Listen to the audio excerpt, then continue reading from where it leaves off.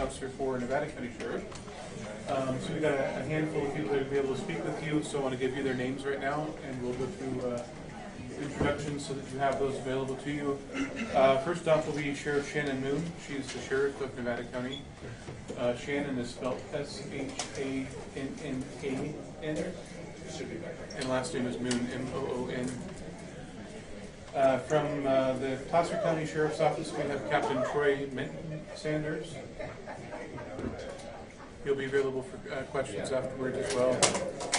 From the California Highway Patrol Valley Division is Assistant Chief Josh Ehlers. That's E-H-L-E-R-S.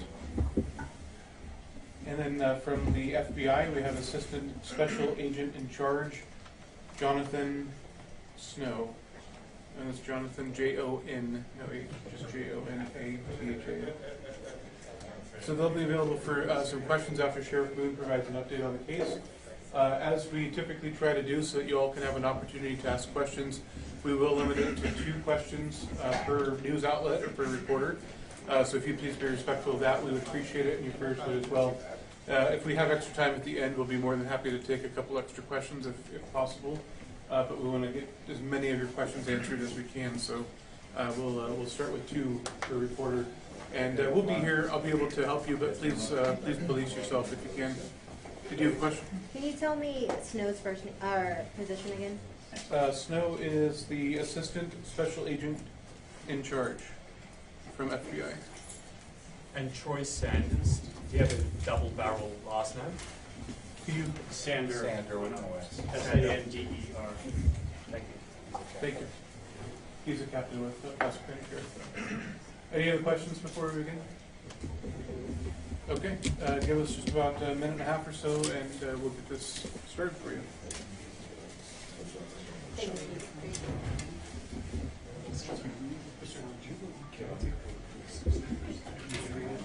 you. I'm sorry.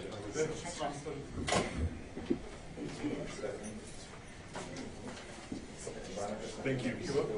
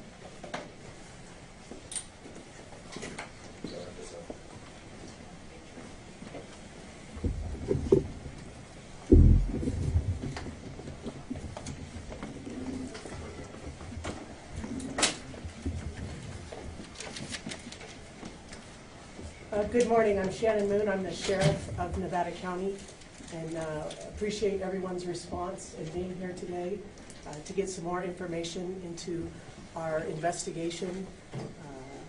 We have been working with the family and really since the very beginning trying to make sure that we focus on all of our efforts being for the family. And at this time, you know, last night we did receive some information of the recovery of the vehicle that we've been searching for, and it was located inside the Prosser Lake. It was located within a search zone that we have been searching since the very beginning of our operation.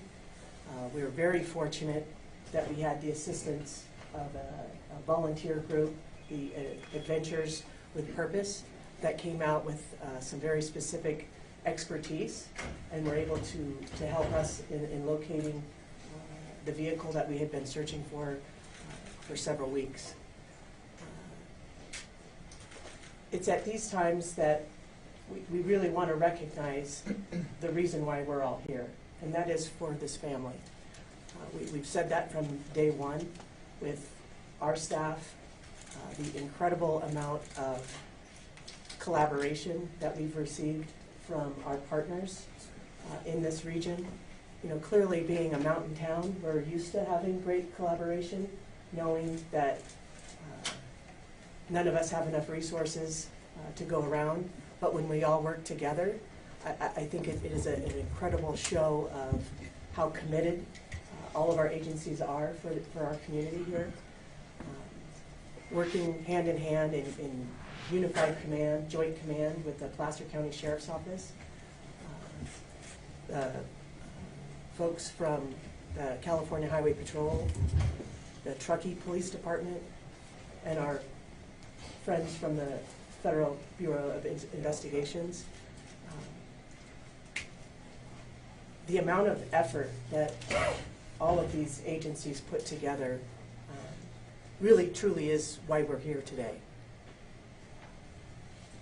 And as we eliminated a lot of tips and information that was coming in, I think it's very important to understand that all of that work did lead us to this time. And being able to focus on the services that we provide to our families here that are impacted. We've recovered the vehicle. We recovered the vehicle last night. We have located a decedent inside the vehicle. We believe it is our missing person. We have not been able to positively identify, but it's more than likely where we are today.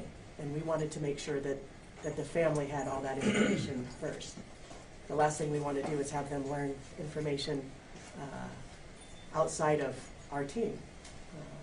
So I think that is one of the points that I really want to make sure that our communities know and the folks that are watching today know is truly how committed we've been throughout these last few weeks in coming to this resolution. It's still an active investigation. And I understand there will be, and we will continue to receive lots of questions regarding our investigation, and we will release what we can. But at this time, our commitment is to this family, and that is where we will consistently reach for making decisions on what we release. Again, it is still a very active investigation. So again, I appreciate everyone being here, getting this information out. It is, the reason why we're here is because of the community support and the amount of work that was put into this investigation to where we could clearly identify very specific areas to search. The Adventures with Purpose folks did just a fantastic job at being able to locate the vehicle as quickly as they did, based on, again, a lot of heavy lifting that the folks behind me have done throughout the last couple of weeks. So I appreciate everyone being here, and we'll open up for some questions. I'll go first. Yes, ma'am. What agency called in Adventure with Purpose, and when did you decide, if it was you guys, that we needed this extra help? Captain Sam Brown from my agency will be happy to answer this question. Yeah, thanks. The question was which agency requested. I'm not exactly sure that an agency had reached out and requested from within our unified command, but as everybody's reading online and seeing all the information that was coming out, and we realized that there was an interest from Adventures with Purpose, we did link up that group with Sergeant Mike Powers with the Placer County Sheriff's Office. They had lots of communication as they were going to be traveling to this area, and then a lot of detailed information that was shared that wasn't necessarily out to the public yet that hopefully was of assistance to helping them locate the area to go to. You said the car was found in the area where you've been searching since the beginning. What did the AWP have that maybe you guys didn't have, or why was that missed in the initial search? Yeah, I think that's a great question. That's one that everybody's going to have, right, is how did we not find it when we were searching? The lake was extensively searched with side sonar, with an ROV. We had divers, we had swimmers. I think that's part of what we're going to have to go back to do and debrief. You know, when peace officers are out in the field and volunteers and searchers, it doesn't mean that they're experts in the field, right? These are sometimes ancillary duties, and we're calling from other agencies to try to jump in. And tracking underwater is an extremely difficult thing to do. So I think part of our debrief on any of these situations is how do we figure out to improve our services, work on our resources and the way that we use them. A lot of this equipment is high-end, very expensive, and you really need to have a lot of practice and expertise. And I think that's where a group like Adventures with Purpose is able to focus and practice those skills and really hone them. And so we're appreciative that they were able to come out and locate it.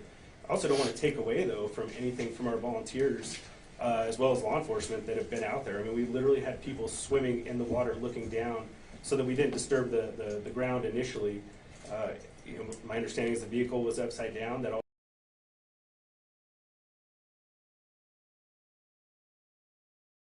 why we weren't able to do it. I also could say that we eliminated a lot of areas that we would still be searching if we didn't have all the great people out there. And that helped give them some guidance as well, I think. But clearly their expertise in diving and their equipment that they brought to the table assisted us, and we appreciate that. Do they specifically have any specific technology that all of these 16?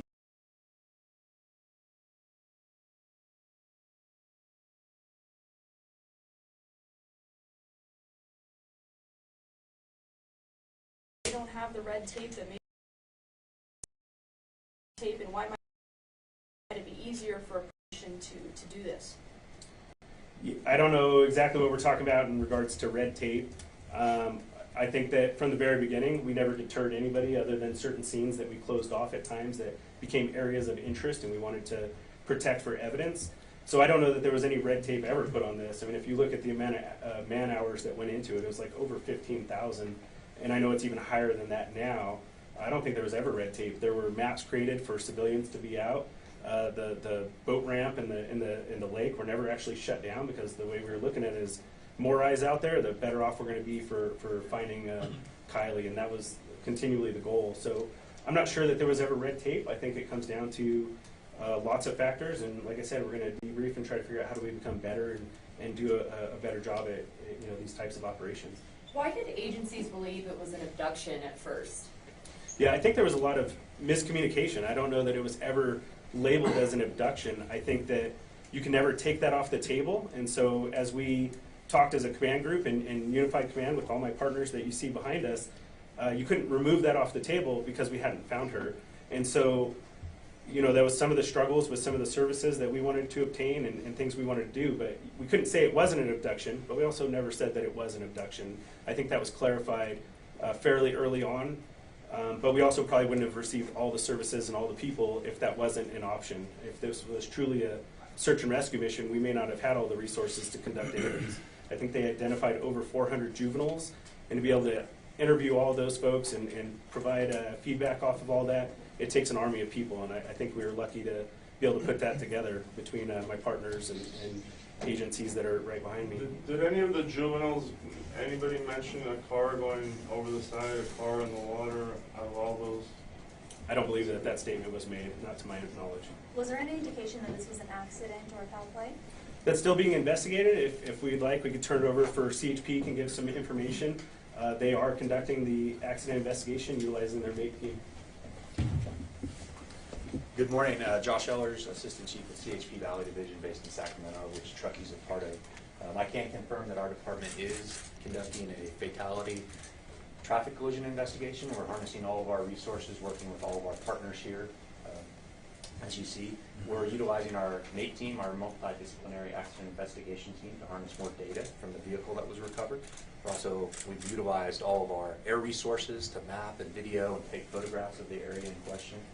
And that's currently ongoing, so I can't comment on the nature and details of that investigation, but I certainly appreciate all the partnership that we have here with our local county and state partners. We'll continue to assist in any overarching way that we can as an agency. Do we know how close the vehicle was to that actual party site? I don't have the exact location in terms of distance, but it was relatively close to the area in question. Like a few hundred yards or half a mile? I couldn't say. I haven't seen the exact data and the mapping. That's still ongoing. Did many partygoers leave by the same route? No, I can't comment on all that, what I can tell you is, and I think it's been discussed, is this is a very popular area. There's a lot of foot traffic, a lot of vehicular traffic on and off road. So certainly crisscrossed and a lot of extensive movement in that area continually throughout this time of year, sir. Is there any suspicion that it could have been another car who maybe hit this car, or was it a one-person car situation? I don't have that information that I could comment on at this time. What I can tell you is we'll do a thorough investigation. We'll take every bit and piece of information that we have, including what's already been provided to us, and we'll reach some conclusions that will be provided to the parties of interest at that time. Before Adventures with Purpose went out there this weekend, when was the last time that we had swimmers or divers from you or any of these 16 agencies out there searching that area? I'd defer back to the Nevada County Sheriff for that question. Thank you. Yeah, I would say that we actually have had divers, not necessarily in Prosser, but in lots of bodies of water up until even the days that they were there. There were many ponds they were following up on Coldstream, as well as other bodies of water. So I don't know that dive teams ever discontinued. It was more of trying to still follow up on all of those things. And I believe Adventures with Purpose also had been diving at other lakes as well within the area. Is there any time frame from the time that Adventures with Purpose started, how long it took them to find it? You're talking on Prosser Lake specifically? Yeah. Yeah, I think it was relatively quickly, but I don't have an exact time. Like, again, we're gonna have to debrief with them, figure out, between putting equipment down, getting in the water, and identifying where the car was at. Can you talk about what happened last night in terms of taking the car out? What kind of law enforcement was there, and what happened last night? Yeah, I mean, I think most of the law enforcement partners you see behind me were present during that time, trying to do the best they could for ensuring that everything was done correctly, and also trying to add some levels of privacy to the best of the ability in worrying about the family and ensuring that they were covered as well. But I mean, beyond that, I don't know what your specific question is asking. Logistically, how do you get a car out that's offshore? How does that happen, and then where does the car go? What happens? What happens from last night to when you arrived to today? Yeah, so once the car was located, dive teams were assembled. I believe Placer County was probably still the primary dive team. They have to use lots of devices to lift the car, turn it over, and then the use of tow trucks was what made it possible for pulling the vehicle out of the water. And the vehicle is taken down. The FBI has offered up assistance and are going to be helping to conduct investigation regarding the vehicle itself, and making sure that we don't miss something that may be in there that we're not aware of. Are you guys confident the car was in the water since the night of the party? I have no reason to believe that it wasn't, but until we have those answers, I wouldn't know the answer to it. Can you just clarify as far as what teams had been in that area before Adventures with Purpose, if any, on that specific, on Prosser? Yeah, I mean, it's almost so many that it would be hard to link out between the different teams. There were numerous boats, Yuba County, Alameda, Nevada County, Placer County. Swimmers came from Washoe County. We had divers from every single one of those agencies and then some. I mean, it was a vast amount of people. And I would just say, unless you've conducted these types of searches and tried to do it, it does take a level of expertise, and nothing's perfect. When you fly a helicopter over the air trying to identify if something is there, most places give that less than a 5% probability of detection, meaning if you flew over, you only have a 5% chance of seeing something. You had trees and brush and bushes and dirt and all these other things, and it becomes a pretty difficult task. Even though once you find the answer, on hindsight, everything looks 20/20. The reality is it's not that simple. It is pretty complex and it's tough. So again, we're just appreciative that the resources came out and were able to help us in locating. Were there signs that the person in the car tried to escape? I think that's too preliminary for us to be able to determine that at this time. Was there more than one body in the vehicle? No, there was not more than one body in the vehicle. Describe the difficulty of what water does over 2 weeks to evidence. It depends. That's a complicated question. I'm not an expert in water. However, temperature of the water and things like that come into play. But it can add difficulty based on many factors that can cause damage to, obviously, things that we want to look at to investigate, but also to bodies that may have been submerged for a period of time. There likely could have been tire tracks or some type of signal that a car did go into the water there. Did rain impact that? Did this heavy activity in the area impede seeing those signs? I think everything's a factor, but again, that's where we rely on the MAPE team from CHP to come in with their expertise and be able to provide some of those answers. And it seems that Adventures with Purpose have pretty sophisticated equipment. Is this something that the agencies here have, or you all still need? Yeah, I'll have to debrief with them to figure out what equipment exactly they use to see if it's items that we have or if it's a matter of training with the items that we have. So until we talk to them and know exactly what they used and how they went about it, I wouldn't be able to answer that correctly. They also said the car was 14 feet deep. Did y'all go that far to look for the car? Yeah, some of that information is sometimes deceiving. So yeah, the car was reported at 14 or 15 feet. However, the water level since the 6th has also dropped a vertical 3.5 to 4 feet, which could be 20 to 25 feet off of shore. So a lot of things have changed in those aspects. Until we really can look into all that information and sort through it, it's difficult to say whether those factors had a play in it or not. I think it's still more important for us to debrief, look at training, look at equipment, look at tools, and look at outside entities that are experts where this is maybe their full-time gig that they do, and try to see how we have that involvement from the community to come out and help support. At this time, can you tell if there are any signs of foul play? At this time, we're not going to be able to say anything like that. It's been said that people were drinking at the party that night. Was anything found in the car that could lead you to believe that she was drinking that, or the person found was? Yeah, the investigation's ongoing, so we're not going to be able to comment on that. It seemed like where they found the car, it might have been pretty far from the road. Do you have suspicions that maybe the people were parking on that little island? I wouldn't be able to comment on that either unless somebody gave some statements to that. I hadn't heard any information like that. Do you have any theories as to how the car got in the water, and also what gear was the car found in? I think if I make up theories, then I'm just guessing, and I'm going to lead us back into a trail that's not certain. So we'll wait until we have those facts and details. And as far as the car, we're not going to release any information until we've done a solid investigation on it. Who received the first call from Adventures with Purpose, and what was that call like? I don't know that we received a first call. I think we reached out to them after we read it online. And so I'm not sure, I mean, again, with 150 law enforcement officials, it's possible that a call came in and something happened. But from the Unified Command and talking with my partners, none of us were aware of an initial. So we tasked the investigative sergeant with contacting them and reaching out. So I believe, best I know, we did that proactively on our end. And they contacted the family? I think there's still some sketchy details on exactly how that contact went out, so I don't want to speak on behalf of the family. What was it when you heard, you personally, when you heard that they might have found the car? What went through your head? Well, I think what we all are thinking, which is hopefully this is true, and we got a lot of work ahead of us to make sure that we still do right by the family. Our biggest concern is making sure that the family has been aware of everything from day one, and that we're not shielding them, but we're also not bombarding them with things. There's a lot of ups and downs throughout this investigation, a lot of emotional turns throughout the whole thing, and our goal was to make sure we're supportive of the family throughout this whole task and doing our best in that. How long will an investigation into the car, maybe that's for Highway Patrol or FBI, how long does an investigation to look at a car take to figure out what may have happened? I mean, I think there's a lot of factors in that. I don't mind turning it over to CHP and let them. Because obviously we have a multifaceted investigation with multiple agencies, it can take time.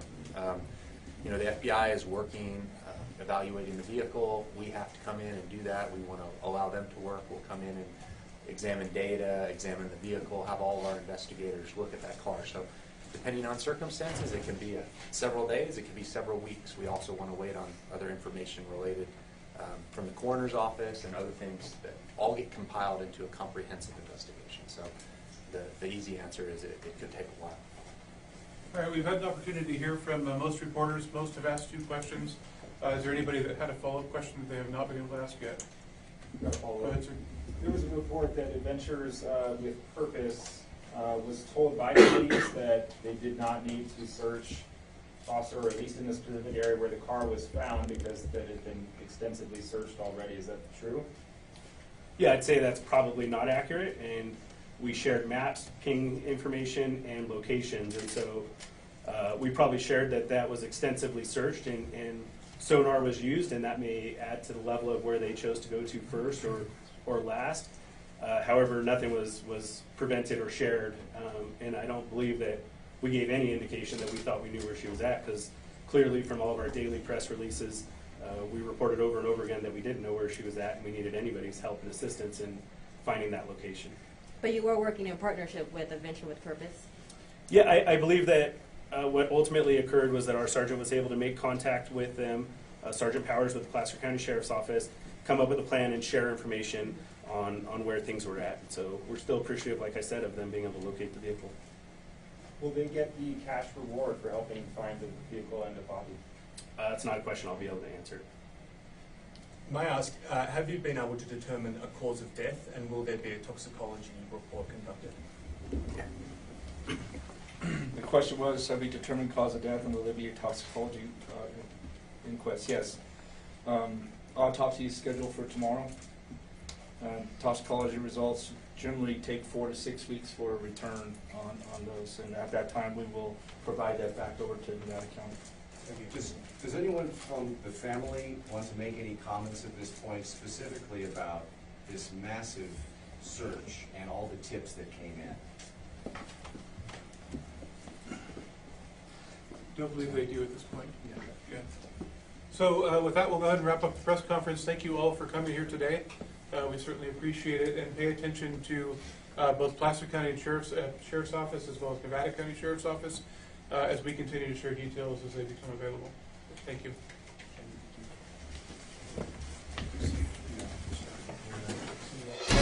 Breaking news on WFLA Now. Here's JB Buno. Pending positive ID, authorities believe the body of 16-year-old Kiely Rodni has been found in California by volunteer dive team Adventures with Purpose, but how Rodni ended up in Prosser Lake remains unknown. Hey there, folks. JB here with you live on WFLA Now. That was the press conference from California where we got the update. Authorities believe that it is in all likelihood that Kiely Rodni is the body recovered in the silver vehicle pulled from Prosser Lake. They did confirm that the vehicle that they were looking for is the vehicle that they pulled from Prosser Lake. And a lot of questions coming through in the Facebook Live and YouTube Live comment section. We'll do a little bit of a quick Q&A to get you up to speed on this story. For those of you unfamiliar with this story, of course, this goes back to August 6th, a big party in Northern California, hundreds of students in attendance at that party. The full story on WFLA.com. It was a senior send-off, but soon thereafter, Kiely Rodni went missing, didn't turn up at home, didn't turn up anywhere, and her vehicle was also missing. Very unlike her, according to friends and family. Very, very strange that she would just vanish after this party. And this massive search would go underway. There was a lot of talk about whether or not Kiely Rodni was kidnapped. What happened to her became really a mystery that enveloped all of Northern California, really much of the country following the Kiely Rodni story. And so many questions were asked, but we get the biggest answer through Adventures with Purpose, a volunteer dive team that we have spotlighted here on WFLA Now. They have done work in Central Florida, bringing a case to closure. That's really what they do. It's their mission statement to bring closure to families who are desperately searching for loved ones. They are a volunteer dive team that uses specialized equipment and experience that they have in traversing through lakes and rivers and creeks and trying to find missing people. It is a very specialized group, and within hours of being put on the ground there, really in the water in Northern California, they have the discovery in Prosser Lake, 14 feet underneath the surface of the water. They find the upside-down vehicle that authorities had been looking for, and inside that vehicle, they find a body that authorities now believe that is likely Kiely Rodni. So let's first, I had a comment that was pulled up here with hashtag HeyJB, and I'll try to get back to that. Nope, it won't even let me scroll back up that far. Oh no, here it is. Let's see if we can get this comment. Here it is. Relinquished, hashtag HeyJB. And again, you can use hashtag HeyJB, and I'll try to animate your comments out of the Facebook Live and YouTube Live comment sections to talk a little bit more about this story. Why can AWP post on their Facebook and on their YouTube that the body was indeed Kiely inside, but police are still sticking to the remains, are still being unknown? Police have a process, and a process that is guided by policy on positive identification of bodies when they are discovered, in water or otherwise. When remains are discovered, it has to go through a thorough process to 100, not 99%, 100% verified that the person that they have, the remains that they have, are that of the person that they are looking for. And so they have that process that they have to stick to. And so while all the signs are pointing to this being Kiely Rodni, according to authorities, they of course cannot say that until it goes through a very thorough identification process. And then, of course, the autopsy, as we found out, is going to be performed tomorrow. Why can Adventures with Purpose post it? Because they might be able to get some very telltale, obvious signs. They can match the body characteristics. Sometimes when remains are found, you will find things like a wallet on that person. You can find certain obvious things that make it very, very clearly obvious and make it 99% sure that they have the person that they're looking for. But police don't go by 99%. They go by 100%. So Adventures with Purpose, they are a volunteer group. They have their own process, separate from law enforcement. But, you know, this is very interesting what we have from this press conference. A lot of questions being asked to law enforcement as to why law enforcement wasn't able to find, why they were also searching Prosser Lake and why they were unable to make the determination or make the discovery for themselves that Kiely Rodni was in Prosser Lake all along. And, of course, there's been so much news that has come out of Northern California. I'm in Tampa. I'm in Florida. I am a ways away, and I really want to point to some of the hardworking local journalists on the ground there in Northern California that have been covering this story day and night for the last couple of weeks. Really, you ought to give them a follow. I have been following, of course, from a distance, a considerable distance, but keeping an eye on this story very, very closely. And so so much has been made of the amount of man hours and the amount of money that has been put into the Kiely Rodni search. And there are going to be some difficult questions that have already been asked in this press conference and asked in future media availabilities as to why Adventures with Purpose, a volunteer group, was able to find Kiely Rodni relatively quickly and do so and share the news on the internet, how that process was able to happen so quickly, while we have, of course, law enforcement in California that were unable to make the same discovery despite their own search efforts at Prosser Lake. And we'll talk more about that in a minute. I think we're going to get a lot of comments about Adventures with Purpose and talk about how highly tactically specialized of a group that they are. They really do have they have a gift. They have a gift, and clearly, while we could never celebrate this discovery, and no one would ever celebrate this discovery, this is a discovery that does in fact bring closure to the Rodni family, bring closure to this community that has been fearing the worst now for days and weeks, desperately searching for Kiely Rodni. So we'll talk more about Adventures with Purpose in a moment. The big thing, that's secondary to me. The big thing in this story is that we still don't know how she ended up down there 14 feet underneath the surface of the water. We don't know what her vehicle was doing down there and whether or not this was a terrible accident or whether or not there was foul play. We have no idea at this point what happened between Kiely Rodni leaving that party and ending up deceased in 14 feet of water at Prosser Lake. That is the number one priority right now as far as getting a question answered. The discovery of her remains and all of the manpower that went into searching anywhere beyond Prosser Lake, that's I think a secondary conversation. Right now, it's about finding out whether or not this is a tragic accident or something more sinister at play as far as what happened to Kiely Rodni. We still don't have any answers to that question, but at least the Rodni family can have some closure knowing that that the remains of their 16-year-old have been recovered and that they can say a proper goodbye to Kiely Rodni and lay her to rest. JB here with you live, folks, on WFLA Now. What I'll start to do is take some questions here on Facebook. And Facebook, I'll just look really quickly because we do have to wrap up the live stream on Facebook. We cannot stay as long on Facebook as we can on YouTube. So we're going to start with Facebook, and then we're going to hop over to YouTube.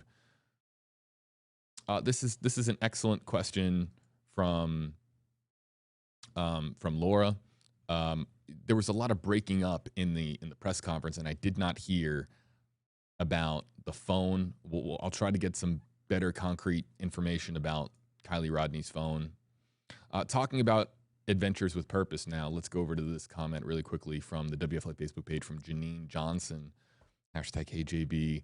They have better equipment than police. Police have a tight budget and can't afford or don't choose to put their money in better sonar. And this is going to be a very valid question that is going to be put forth. And it's not because law enforcement is choosing to have inferior technology or inferior resources at their disposal. That's never how it is. It's just whether or not, it's whether or not they have the resources at their disposal that they can afford. So we'll talk more about adventures with purpose here in a minute. But again, trying to stay focused on how Kiely Rodni ended up there at the bottom of Prosser Lake. We're going to end our Facebook stream. For those of you who would like to join our live Q&A and our chat back and forth here, we're going to continue to do so on the WFLA YouTube page, saying farewell to Facebook, and we'll see you over there in a few minutes on YouTube Live. Again, JB here with you live, folks, in the Stream Center. Hello there to you. Again, heartbreaking news that we're sharing from California, but it's news that really broke on the internet yesterday when Adventures with Purpose posted on their Facebook page, and I have the Facebook post, and it reads as follows. We just found Kiely Rodni, cars upside down and only 14 feet of water. We have confirmed Kiely is inside. Family notified, law enforcement on their way. We will be on the scene the rest of the day. We will have a live stream tomorrow, and we'll make an announcement as to what time later this afternoon. Thank you, everyone, for your support and donations in getting us here to help Kiely and her family. So that was the announcement that really sent shockwaves across the internet, because we weren't expecting Adventures with Purpose to have such success in their mission to find Kiely Rodni in such a short amount of time. But they were able to do so as far as locate the vehicle and locate one single person inside. Let's not forget that authorities did confirm that there is no secondary person that was located inside the vehicle. They also could not say whether or not that the person appeared to struggle, if there were any signs of a struggle in as far as getting out of the vehicle. And that, of course, is going to be, and I'm hoping that I heard that correctly. Again, our press conference did break up. That signal broke up because there was so much media stuffed into that one room. A lot of, just signal saturation, as they call it, as far as getting a signal out. It was difficult, of course, for us to maintain a solid signal from the sheriff's office there, from the Nevada Sheriff's Office. But, Adventures with Purpose making a discovery in a very short amount of time. And again, I hope I heard that correctly, that they did not, they could not verify whether or not there was any signs inside the vehicle of a struggle to get out. And how they would accomplish that, of course, that's something that law enforcement would have to determine for themselves based on the investigation that is going to, of course, be launched into her death. This now goes from missing persons, let's not forget, to now an investigation into a deceased teen. So the tactics now change, resources change, everything changes now as far as the focus and the intent of the investigation. Carol Alford joins us here on YouTube, hashtag AJB. She was just located, so there's not yet been an autopsy done yet. Prayers for her family. May this young lady rest in peace. Yeah, the autopsy will be performed tomorrow. It will take some time before they can release, and what they would likely do, and I cannot speak for California law enforcement, but it's very common to release a preliminary cause of death in a case of this high magnitude, when there's just so many people clamoring for information, reporters calling, emailing, texting nonstop trying to get information. It is very common to get a preliminary cause of death pending, of course, the completion of the autopsy and really the completion of toxicology. Because toxicology, if there is a obvious cause of death, it could come out within days. But toxicology, you heard them say, California, the standard right now is 4 to 6 weeks. That's different from some other states. I know that there are folks joining us very familiar with the Cassidy Carley case. That's more of a 4 to 6 month timeline for toxicology. Every state lab, different, with different resources, different staff, so on and so forth. So it can be very difficult to follow state by state what the expected timetable is for toxicology results. But they did say in this press conference it would be approximately 4 to 6 weeks. I did not hear this, and we can. I didn't hear if this question was asked. It was very difficult to hear just because of the acoustics in the room. Hashtag AJB from Keith. Were the keys found in the ignition? And then also, too, hold on, from, I'm not even going to try to pronounce that. I think that's a Mad Hater. I'm going to try that. We're going to go with Mad Hater, I think, if those are A symbols. Hashtag AJB, was it in park or in neutral? This is also, you know, a question that I would like to get answered as well. How the vehicle was found and how the vehicle ended up there. And whether or not drunk driving was involved. Toxicology is going to be extraordinarily important, and also but also complicated by the remains being submerged in water for a period of, let's see here, that's 2+ weeks. But you know what though? I say 2 weeks. They could not pinpoint exactly when. They couldn't pinpoint exactly when, and that's going to be also a key, the timeline. When was the car submerged? That's another key question. So were the keys in the car? Was the car in drive, park, neutral when it went in? All of these questions. Yeah, I'm with you, Lynn. I didn't hear if about the cell phone.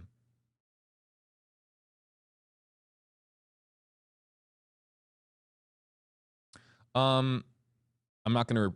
I can't say this name. It's got I can't say this name, but this person asks hashtag AJB. Did you recognize the pause by the sheriff when asked if there was another body in the car? And look, don't read too much into pauses, or these law enforcement officials are getting just questions left and right. It has been a grueling several weeks, and so sometimes it just takes an extra second to process the question. If there's a pause every now and again, or sometimes it's looking left and right, or sometimes it's pausing to make sure that you are the correct person. Did you notice how in the press conference certain people were answering certain categories of questions?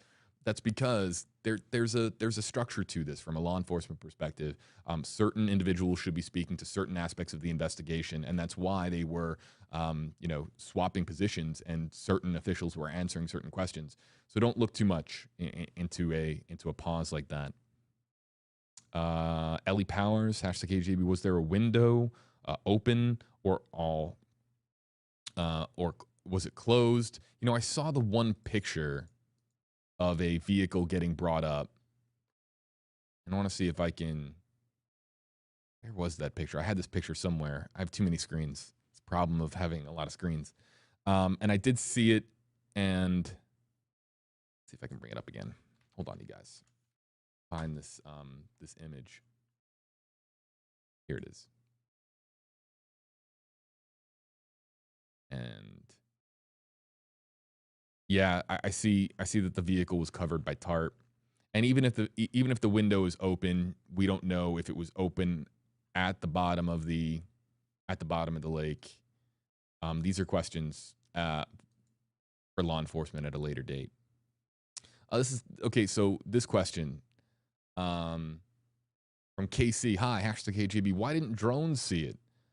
Visibility isn't going to allow for a drone to be able to see 14 feet down, especially a vehicle that is silver in color. Now, had the vehicle been a bright neon, you have a better chance of seeing below the first few feet of water, and maybe seeing a hint of something from something like a drone or a helicopter. But with a silver vehicle, trying to find a silver vehicle when water in and of itself is a silvery blue color, it's going to, of course, be extraordinarily difficult.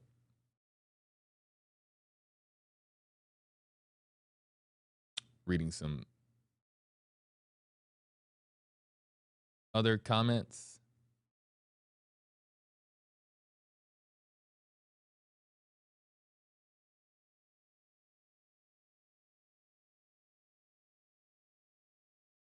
I see what you're saying, TD.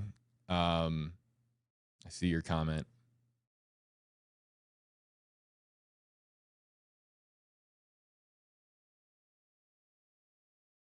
and I'll read a few more here before we got to get going. Folks, I would actually like to stay much longer. The problem is that we've got primary night.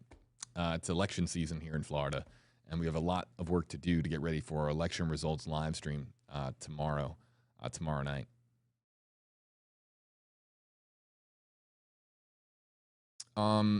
Sophie, #KJB, we missed you covering this case. Yeah, so I kind of explained this a little bit, why there wasn't daily live streams, and not saying that there can't be. It's usually a story where, as far as our process here in our newsroom, of course, we're here in Florida, and we're focused on Florida headlines and Florida news. That's the part of being a local journalist, is that you're serving your community, and you're serving the area in which you reside, the region of the country in which you reside. So we're here in the Tampa Bay area of Florida. And so, but look, we also cover national news. So when we do get enough correspondence from people, and people who say, hey, we would like live streaming coverage of this story, of that story, you can email the station, you can email me, you can message us on Facebook or on Twitter or on Instagram or any of these platforms, an email. We got handwritten letters sent to the station at certain points last year of story recommendations. So that usually dictates and guides our process as far as how we can best use WFLA Now, our platform here, to cover the stories that you would like for us to cover. We always have our loyalty to our Florida viewers, but we also do cover national news too. So we're always listening to you, the community out there, our viewers, as far as the stories that you would like for us to cover. Della, #HeyJB, wouldn't the car have a tracker on it? And I believe it was not all cars have trackers. Some have OnStar type systems. What was the year that Honda? 2013, silver Honda CRV. That's not really that wasn't a time where a lot of cars were coming out with GPS trackers. And if they were coming out with it's usually going to be a higher end model. So no tracker in the 2013 Honda CRV, as I understand it. Otherwise, they would have had more data to guide the process.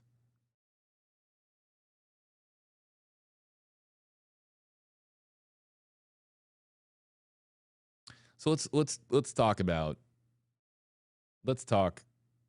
Oh wow, we're getting in some new news here.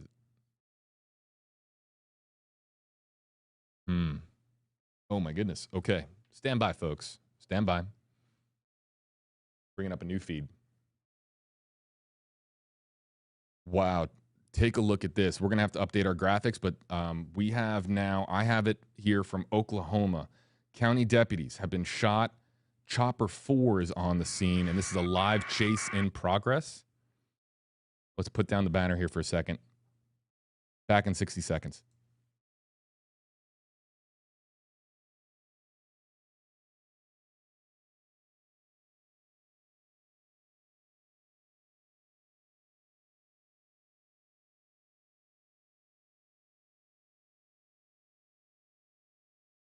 To our audience, we are preparing a new live stream on Facebook Live and on WFLA.com, the WFLA app. For those of you on YouTube Live, this is live from Oklahoma. Stand by for streaming coverage.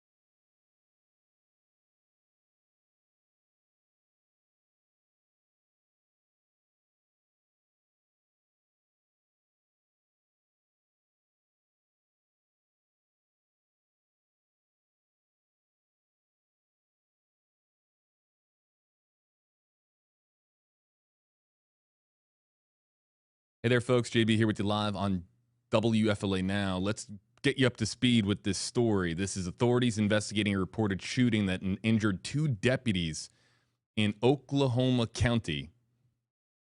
In Oklahoma, this was a high-speed chase of a pickup truck that was towing a boat.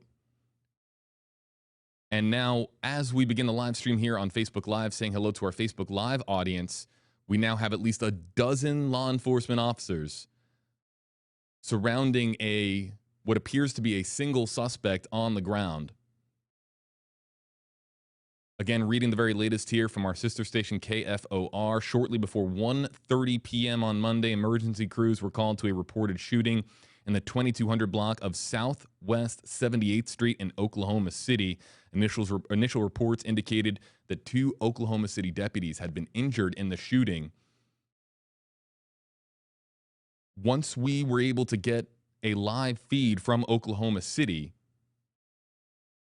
the suspect had fled the scene in a pickup truck with a boat attached to the back. And that pickup truck came up here to this toll window where now they have the suspect surrounded.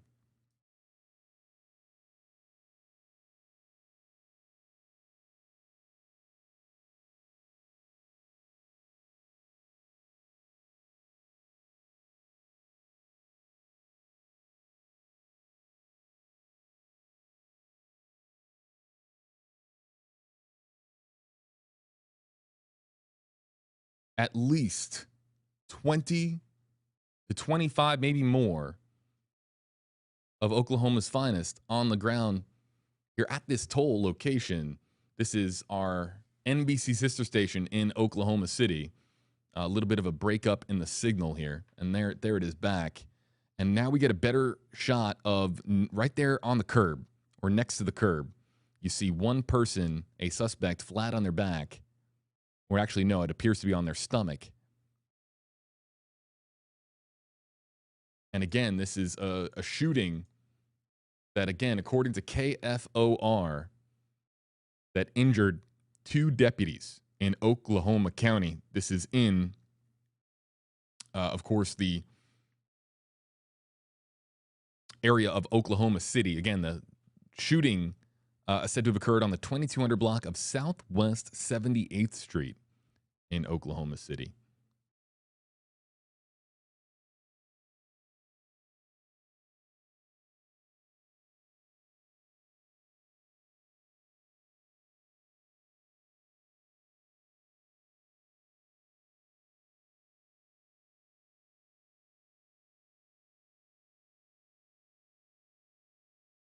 And now we're getting a better look. Here, let's just confirm. Stand by.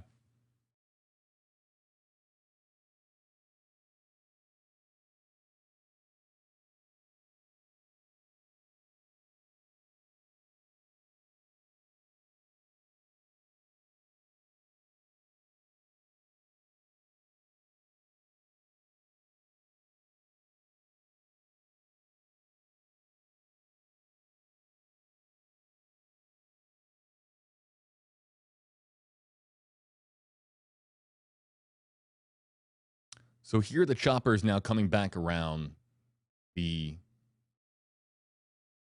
toll booth. And we did have a shot there of the pickup truck and of the boat. And exactly how, oh, now we have a individual on the ground here. And because our signal is breaking up a little bit, it's hard to follow exactly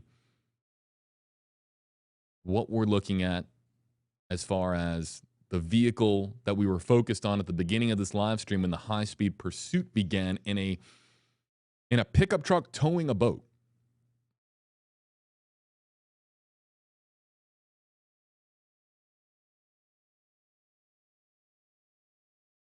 And there we have a better look at the suspect seated on the ground and being carried into the back of a police cruiser, shirtless and bound at the ankles and his hands bound behind his back.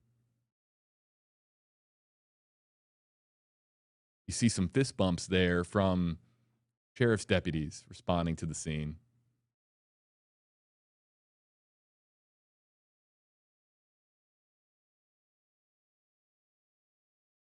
I have seen a good amount of high-speed pursuits, chases, that we have covered from helicopters across the country when we tap into these live signals. I have never seen one of a pickup truck towing a boat. That was a first. I had never seen that before, and I think that Oklahoma news stations are now just really getting more information as to how exactly this all transpired, and will likely get an update from Oklahoma City officials and from the Oklahoma County Sheriff's Office. But when we first got this live feed into the stream center here, the very first thing that we saw was a high-speed pursuit. I mean, I'm talking at least 60 miles an hour of a vehicle towing a boat, a pickup truck towing a boat.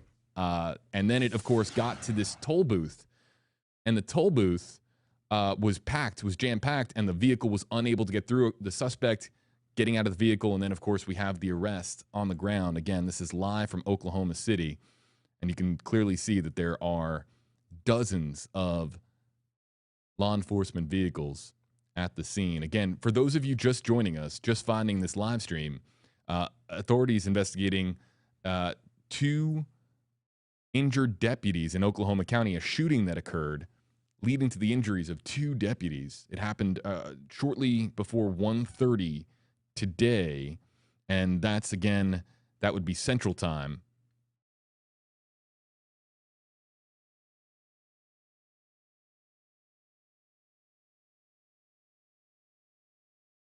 So a scary situation, because you have a shooting with 2 deputies injured. And then, of course, you have a high-speed pursuit, a reckless sort of attempt to escape by the driver of the pickup, to the suspect in this case. And when we first got video, and I'll try to cue up some of that video if I can, when we first got video of this, it was clear that it was a reckless drive for the pickup truck. I mean, it was clearly out of control. I'm surprised the boat didn't come loose from the rear of the truck. It was that wild of a scene.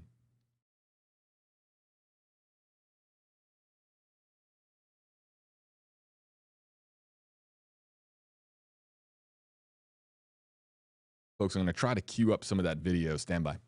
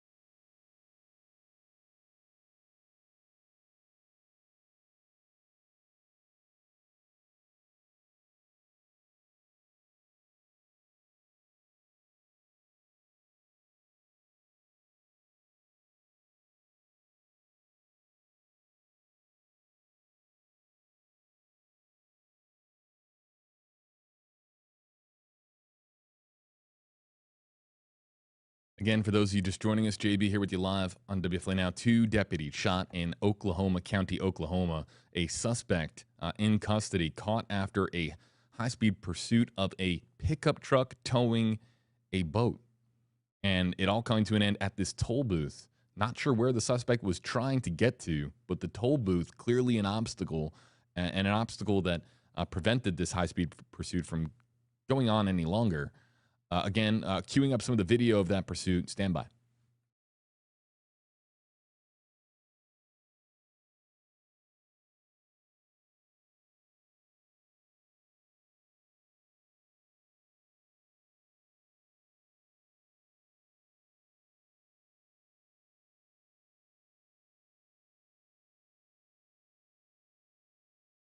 So we're going to now queue up video from a short time ago. This was right when our live stream began, and this was the pursuit of the pickup truck, weaving in and out of cars, and it was, of course, quite to our audience. We are preparing a new live stream on Facebook Live and on WFLA.com. That's me in the past, my voice coming through. You don't usually see a high-speed pursuit of a pickup truck towing a boat. So this was highly irregular, and they're almost hitting that construction zone. And then actually hitting some of the construction buoys there. And then the chopper zoomed out, and that was when our live stream then began. You could see the deputies there in pursuit. So then now this is playing back over again. Just a wild scene in Oklahoma, and all, of course, the thoughts and prayers are with the Oklahoma County Sheriff's Office as they are hoping that their two deputies injured in a shooting are doing okay. But this was the scene a short time ago, again, from the chopper for our NBC sister station in Oklahoma City.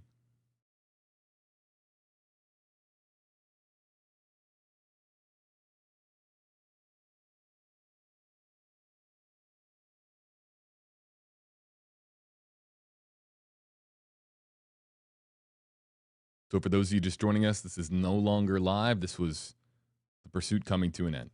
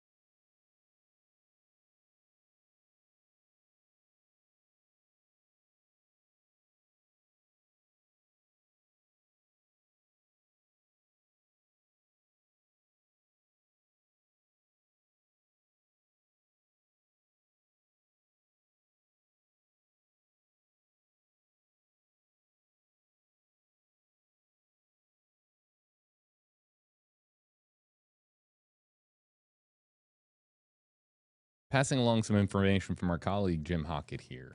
Thank you, Jim. Appreciate it. Let's show you live pictures now. This is not a toll booth. This is actually the entrance point to, again, one more time, Tinker Air Force Base in Oklahoma. So while it appeared to be a toll booth, this is Tinker Air Force Base. This is the entranceway to that. We have video coming up here of how this chase came to an end. Stand by here, folks. It's coming up here shortly.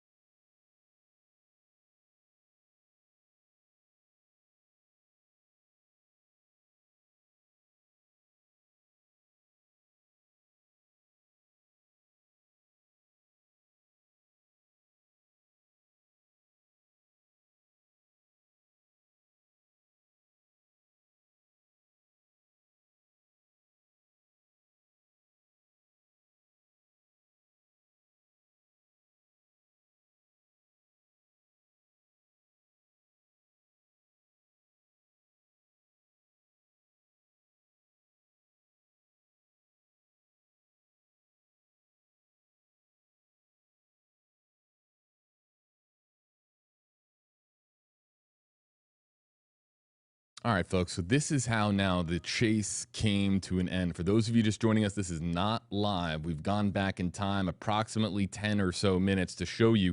Here's the pickup truck. Pay close attention. The pickup truck comes up to the entrance of Tinker Air Force Base in Oklahoma County. And we can't see, because of the overpass here, we can't exactly see the suspect get out of the vehicle, but we do see Oklahoma City law enforcement get out of their vehicle. Guns drawn. 1, 2, 3, 4, 5, 6 vehicles, at least right behind the pickup truck. They quickly run in, and we can't see any of the action because of this overhang. You can see other law enforcement officers running and rushing to the scene. And by the time the chopper then comes back around, we have a single suspect on the ground. It would appear a single suspect. We'll look at it again.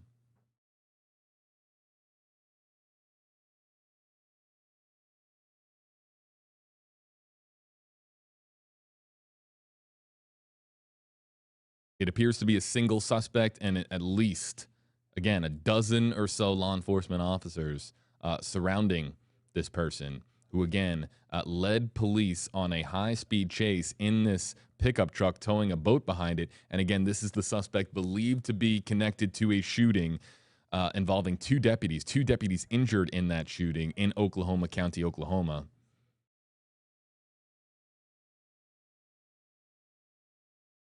Which is also likely connected to this massive law enforcement response. I'm sure word got out very fast with law enforcement in Oklahoma County that 2 deputies had been shot. And the presence here is massive for one suspect. I mean, we're talking now 20, 30 or so deputies, officers, troopers perhaps. Hard to tell which law enforcement agencies they all belong to. But again, this was how the chase came to an end. And I want to bring up, again, if I can here, for those of you just joining us, and we're constantly engaging a new digital audience here, so I want to just show everybody how this exactly began with our live feed. This was it earlier. Deputies and police in high-speed pursuit of a pickup truck towing a boat. Whether or not this is the suspect's vehicle and the suspect's boat. To our audience, we are preparing a new live stream on Facebook Live and on WFLA. Do this back up in time. So again, as we understand it now, we have the latest on this story. We have an update on this story on WFLA.com, the WFLA app. You can click on the link in the description on this video if you're joining us on Facebook Live to get to the latest on WFLA.com, the WFLA app. In fact, let's see if we can bring up the very latest from our hardworking team behind the scenes here at WFLA.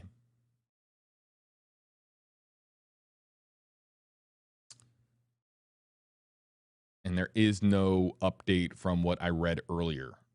It is a similar report. Authorities investigating a shooting that injured 2 deputies in Oklahoma County. Happened this afternoon at the 2200 block of Southwest 78th Street in Oklahoma City. Initial report indicate that 2 Oklahoma County deputies had been injured in a shooting.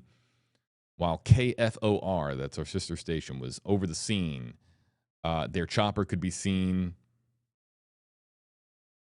Or no, while they were over the scene.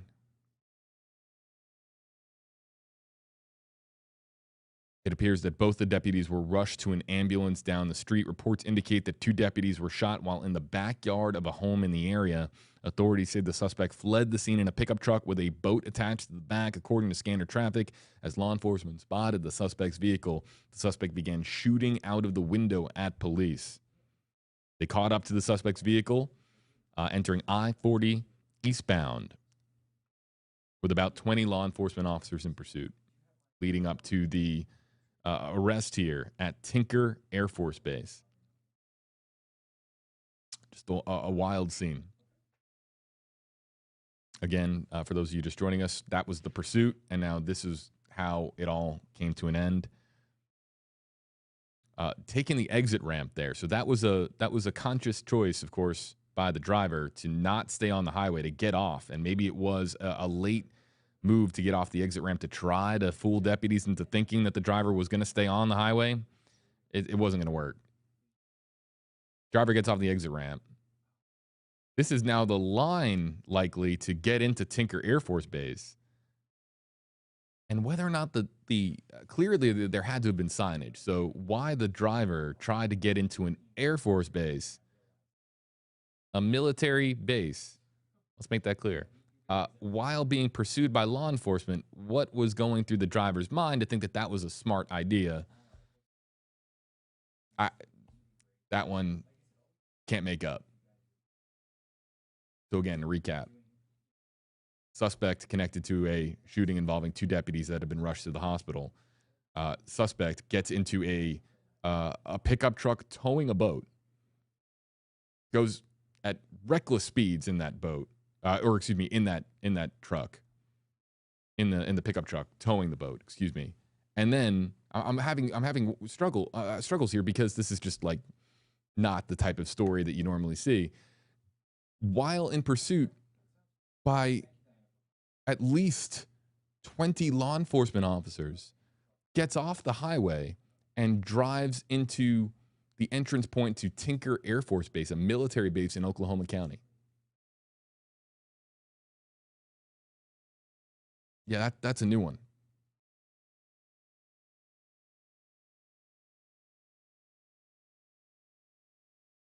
Somebody in the comment section was he going to try to steal a plane next, a jet?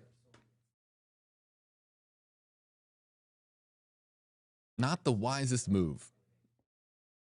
When we first saw this point, we thought it was a toll because you're getting off the highway, and soon after getting off the highway, there was a toll there. Now there was a distance between it, but it was hard to tell because the chopper was rotating around, and we were trying to just follow the pursuit, and we thought that this was the toll, the exit toll for the highway. I have never been to Oklahoma City. I have never been to Tinker Air Force Base. But it appeared to be a toll booth or a toll window. It's the entrance to a military base. The very latest on this story, we'll get updates, of course, folks, on WFLA.com, the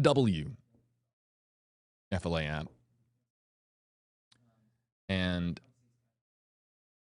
somebody in our YouTube comment section asking why they didn't ram the gate or ram through. And let's see if we can bring this back up again.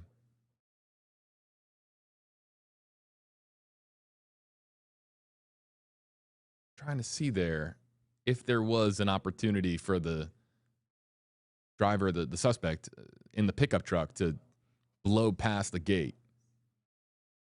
Okay, so let's pause this if we can. Go back a little bit and let's pause this. Okay. That way that we can see this a little bit better. So the pickup truck is between the first and the second lane here of the entryway to the Air Force Base. And it looks as if, because when it was coming towards the entrance point to what we thought was the toll window, it looked like they were cutting over. So why the person was, it looked, so what it appear, where this vehicle is stopped, it appears that the suspect in the pickup truck was trying to navigate around the stop gate there and was unable to do so. But to the commenter, why they didn't just ram through it, given where they were at this stage in the chase, if they are a suspect connected to shooting 2 deputies in Oklahoma City, why they didn't just plow through it? Look, attempted murder of a law enforcement officer is going to be the most hefty charge on your rap sheet. Adding destruction of military-based property is going to be a secondary charge. Not sure. But again, I'm trying to get into the mind of why somebody would escape a shooting in a pickup truck towing a boat. I would imagine that the person didn't have too many options. But if they did, why you're choosing a pickup truck towing a boat? That's kind of a peculiar choice. And then why you're going to go to an Air Force base and then not ram that Air Force base's stop gate. Who knows? We're down the rabbit hole way too deep on this one. Totally bizarre story out of Oklahoma City. Let's go back live. This is live. Clearly, the scene has now dissipated quite a bit.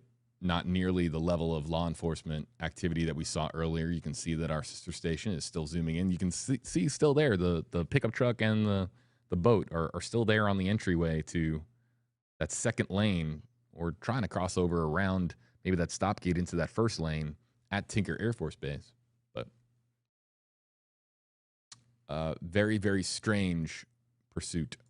Folks, we're gonna wrap up here on Facebook Live, and I'm going to stay with our audience here a little bit longer on YouTube Live to wrap up things with, again, the very first live stream that we had, which was on Kiely Rodni.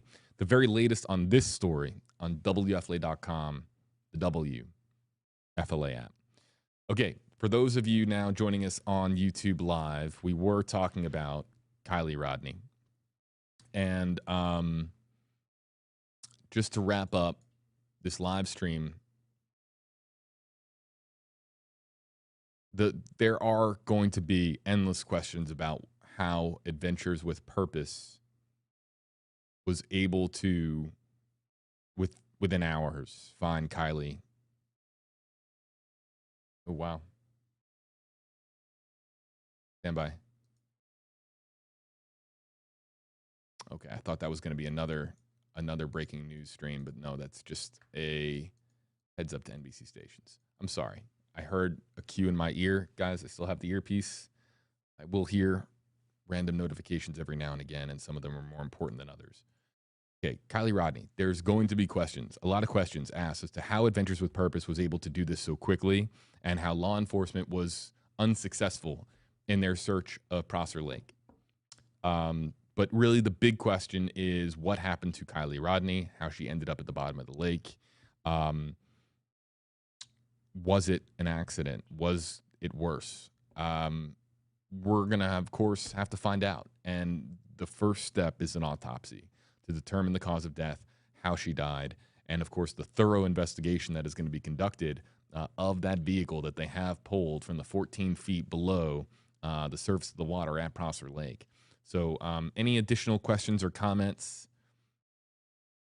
I think still a lot of the comments coming in from the deputy shooting in Oklahoma City.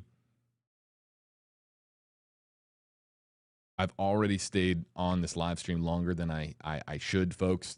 Reason being is because it's election season here in Florida, and we've got some big races going on in Florida, and we're preparing for election night coverage tomorrow night. Now, it's primary night, so of course the big primary races that we are covering. And perhaps biggest of all is who's going to be challenging Governor Ron DeSantis on the Democratic side in November, whether it's going to be Charlie Crist, former governor himself of Florida, or if it's going to be Agriculture Commissioner Nikki Fried.